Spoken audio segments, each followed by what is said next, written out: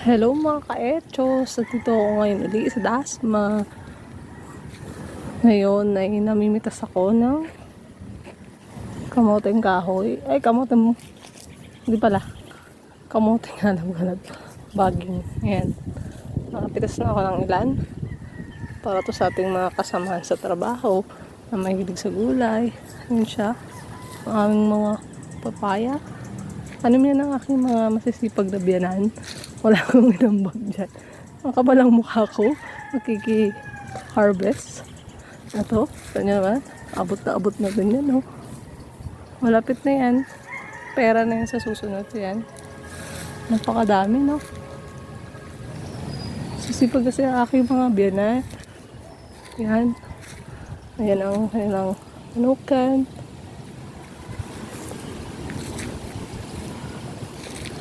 Sa inyo, anong pagkakaalam niyo sa patatas? Nasa langit o nasa lupa? Ako, ang alam ko, nasa lupa. Pero dito, sa Dasma, aking mga biyanan, ay ang ating mga patatas ay nasa langit.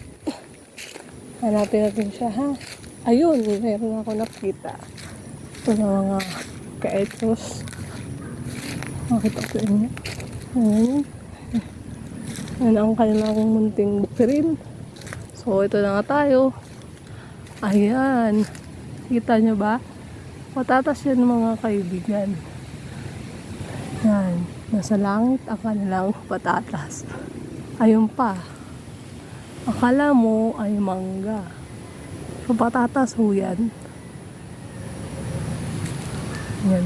Hindi tayo makakakuha kasi wala akong daladalang panungkit. Tabi-tabi po. Pagkat ako ay namamasyalang dito at hindi ako kilala ng mga nakatira dito na hindi natin nakita. So, magtabi-tabi tayo mga kaibigan. Aking mga ka-echo. Kunti pa nga lang yung aking mga nakuha. Talbos ng kamote. Kaya dadagdagan ba natin to? Kulang pa to sa amin. Magkakasama sa trabaho. Lalagyan namin ng pagong isda.